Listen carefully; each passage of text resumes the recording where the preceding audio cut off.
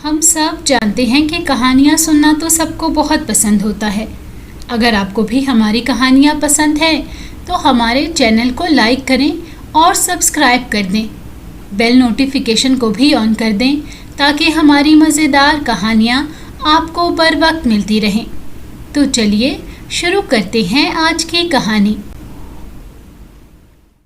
ایک دفعہ کا ذکر ہے کہ ایک بادشاہ تھا جو بوڑھا ہو گیا تھا، لیکن اس کی کوئی اولاد نہیں تھی اور اسی وجہ سے وہ اداس رہتا تھا۔ وہ سوچتا تھا کہ میرے مرنے کے بعد میرا تخت و تاج کو کون سنبھالے گا۔ اس کا دکھ اس کی ساری رعایا بھی جانتی تھی اور رعایا بھی اس کے لیے دعا کرتی تھی کہ اللہ ہمارے بادشاہ کو بیٹی یا بیٹے سے نواز دے۔ ایک دن بادشاہ اپنے محل کی بالکنی میں بیٹھا ہوا تھا جو کہ باہر کی طرف تھی اور یہاں وہاں کا نظارہ کر رہا تھا، لیکن اداس تھا۔ اس کی بالکنی کے نیچے ایک فقیر آ کر کھڑا ہو گیا اور بادشاہ کو کہنے لگا کہ بہت سردی پڑ رہی ہے، مجھے کوئی گرم کپڑا دے دے۔ بادشاہ اپنے خیالوں میں اتنا کھویا ہوا تھا کہ اس نے فقیر کی صدا کو نہیں سنا۔ اس پر فقیر نے دوبارہ آواز لگائی کہ بادشاہ سلامت، میرے پاس گرم لباس نہیں ہے، مجھے آپ گرم لباس عنایت کر دیں۔ اب کی بار بھی بادشاہ نے اس کی التجا نہ سنی، کیونکہ بادشاہ اپنے ہی خیالوں میں ڈوبا ہوا تھا۔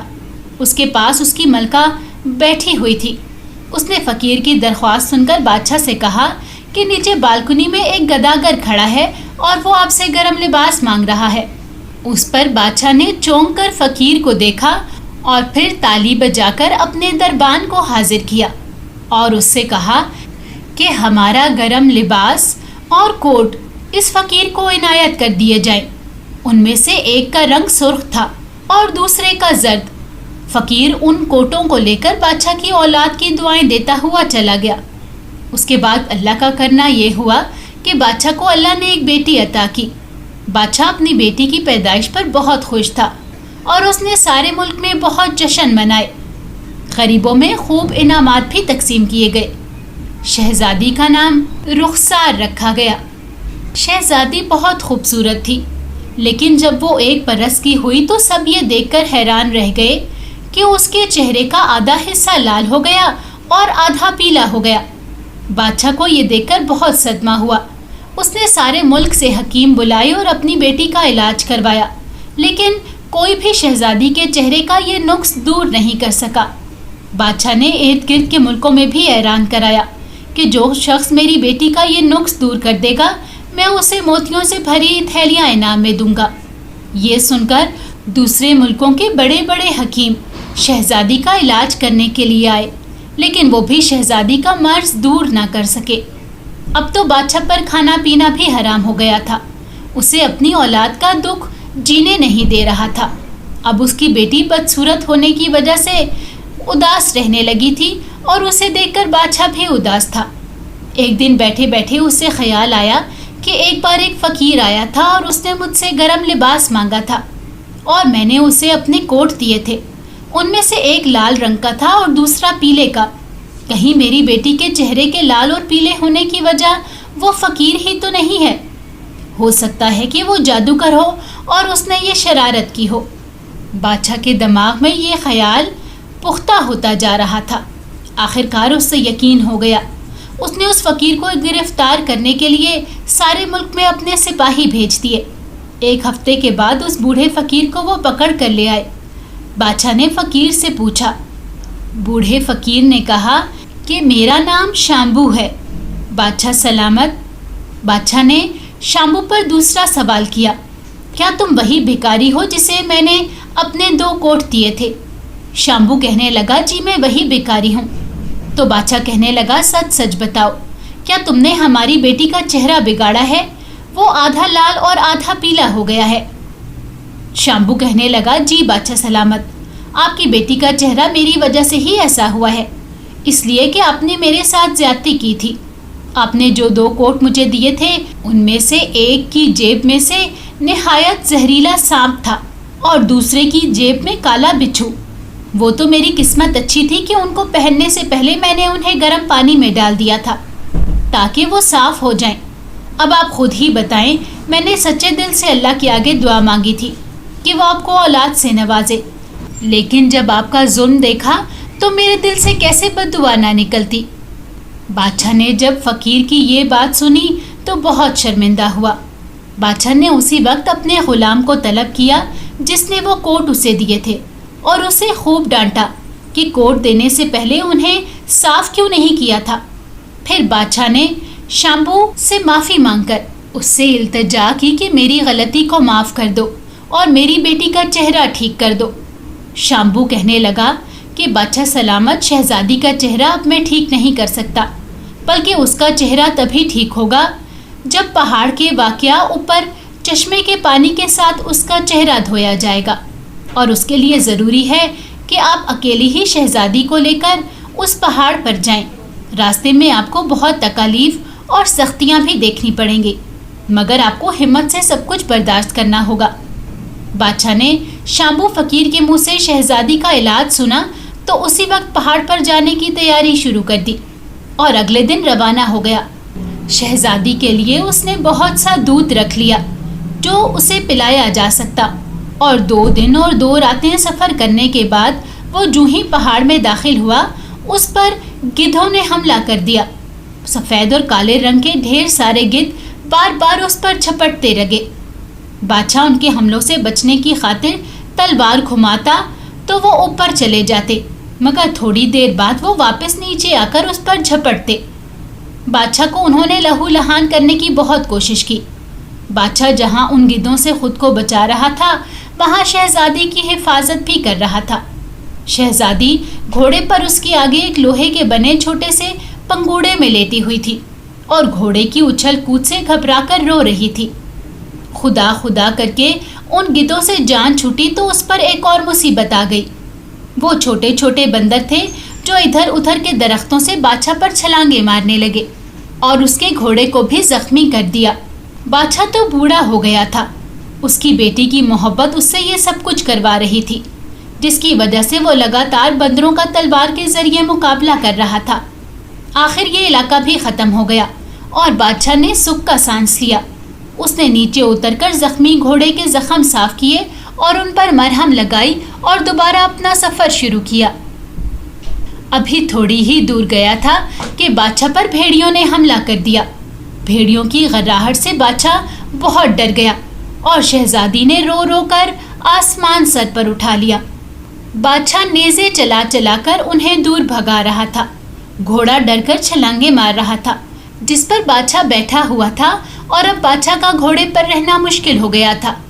شہزادی کا جھولا گھوڑے کی پیٹھ کے ساتھ مضبوطی سے بندھا ہوا تھا اور گھوڑا اچھل رہا تھا تو یہ ڈر تھا کہ شہزادی نیچے گر جاتی۔ مجبوراً بادشاہ کو نیچے اترنا پڑا، ورنہ بھیڑیے اس کی جان لے لیتے۔ بادشاہ نے بہت بہادری سے ان بھیڑیوں کا بھی مقابلہ کیا اور انہیں بھگا کر ہی دم لیا۔ اس کے بعد بادشاہ نئے سرے سے گھوڑوں کے زخم پر مرہم لگانے لگا۔ اب وہ پہاڑ سے زیادہ دور نہیں تھا۔ بادشاہ کی خوشی کی انتہا نہ رہی یہ دیکھ کر کہ اب وہ پہاڑوں کے قریب تھا۔ اب ریچھوں کا علاقہ شروع ہو گیا تھا۔ پہاڑی ریچھ بہت بڑے بڑے اور موٹے موٹے تھے۔ وہ بادشاہ کے سامنے آئے تو بادشاہ کے گھوڑے نے کانپنا شروع کر دیا۔ ریچھ بہت بڑی تعداد میں آ رہے تھے اور بادشاہ کو ڈر تھا کہ اب وہ اسے جان سے مار ڈالیں گے۔ بادشاہ کو گھوڑے کو قابو میں کرنا بھی مشکل ہو رہا تھا۔ بادشاہ کا گھوڑا آخر کار تھک کر اب ریچھوں کے خوف سے ایک جگہ رک گیا اور کانپنے لگا۔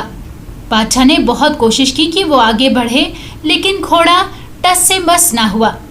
بادشاہ گھوڑے سے کود گیا اور ایک ہاتھ میں تلوار اور دوسرے میں نیزہ تھام کر ریچھوں کے اب قریب آنے کا انتظار کرنے لگا۔ جیسے ہی ریچھوں نے اس پر حملہ کیا، بادشاہ نے 2 ریچھ ہلاک کر دیے، جس پر باقی سہم کر پیچھے ہو گئے اور نئے حملے کی تیاری کرنے لگے۔ اگلا حملہ انہوں نے بڑے زور کا کیا، لیکن بادشاہ نے اسے ناکام کر دیا اور 3 ریچھ مار ڈالے۔ اب تو ریچھوں کا غصہ آسمان سے باتیں کرنے لگا۔ وہ بادشاہ کی طرف بڑھ رہے تھے اور وہ وحشی لگ رہے تھے۔ انہوں نے پرواہ نہ کی کہ بادشاہ ان کے کتنے ساتھی ہلاک کر چکا ہے۔ ان پر ایک ہی بھوت سوار تھا کہ وہ بادشاہ کی جان لے لے، لیکن بادشاہ نے بہت ہمت دکھائی اور اس نے تلوار اور نیزوں سے ریچھوں کو مار ڈالا، لیکن وہ اپنے گھوڑے کو نہ بچا سکا۔ ریچھوں نے اس سے نیچے گرا دیا تھا और उसकी गर्दन दबोची हुई थी। बादशाह ये मंजर देख रहा था, लेकिन उसका घोड़ा 10-12 रीछों में फंसा हुआ था और वो घोड़े को घसीट कर ले जाने वाले थे। बादशाह उनका पीछा न कर सका। फिर उसके देखते ही देखते वो घोड़े को लेकर चले गए। बादशाह पागलों की तरह अपने घोड़े को देखता हुआ वहां गया, लेकिन वो देखकर हैरान रह गया कि वहां घोड़े और रीछों का नामो निशान नहीं था। अब तो बादशाह ने सर पकड़ लिया और अपनी बेटी को याद करके फूट फूट कर रोने लगा, क्योंकि घोड़े के साथ शहजादी का झूला भी रीछ ले गए थे। बादशाह की दुनिया अब वीरान हो गई थी। उसने सोचा कि अब जीने का क्या फायदा।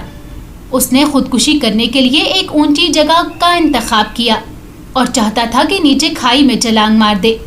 किसी ने अचानक उसके कंधे पर हाथ रख दिया तो बादशाह ने हैरानगी से पीछे देखा, क्योंकि उसके सामने शाम्बू फकीर खड़ा था। उसने बादशाह के कंधे को थपथपाया और कहा कि तुम हर इम्तिहान में पास हो गए हो जो मैंने तुमसे लिया है, मेरे साथ आओ। ये कहकर बादशाह को वो पहाड़ की चोटी पर ले गया। बादशाह ने देखा कि एक निहायत साफ पानी वाला चश्मा बह रहा था और उसके किनारे पर शहजादी खेल रही थी। अब वो लाल पीली नहीं रही थी, बल्कि उसका रंग दूध की तरह सफ़ेद हो गया था। बादशाह बेकरार हो गया और दौड़कर उसके पास चला गया और उसे प्यार करने लगा। फिर उसने शाम्बू फकीर से पूछा कि ए बुजुर्ग, ये सब क्या हुआ है? मेरी बेटी को तो रीछ ले गए थे, ये यहाँ कैसे पहुँच गई? जवाब में शाम्बू ने कहा, बादशाह, मेरी दुआओं से अल्लाह ताला ने तुम्हें बेटी अता की थी। मैं ये देखना चाहता था कि तुम्हें अपनी बेटी से कितनी मोहब्बत है। मैंने उसका चेहरा आधा लाल और आधा पीला कर दिया। मेरा ख्याल था कि तुम इसका इलाज नहीं करोगे, लेकिन तुमने तो इसके इलाज की खातिर दिन रात एक कर दिया और तुमने मुझे भी ढूंढ निकाला और मुझसे कहा कि मैं इसका चेहरा ठीक कर दूं। मैंने मज़ीद तुम्हारा इम्तहान लेने के लिए तुम्हें इस पहाड़ पर भेज दिया।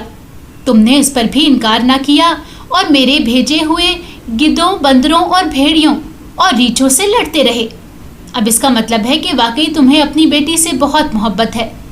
मैंने तुम्हारा इम्तहान ख़त्म कर दिया और तुम्हें खुदकुशी करने से पहले पहले बचा लिया।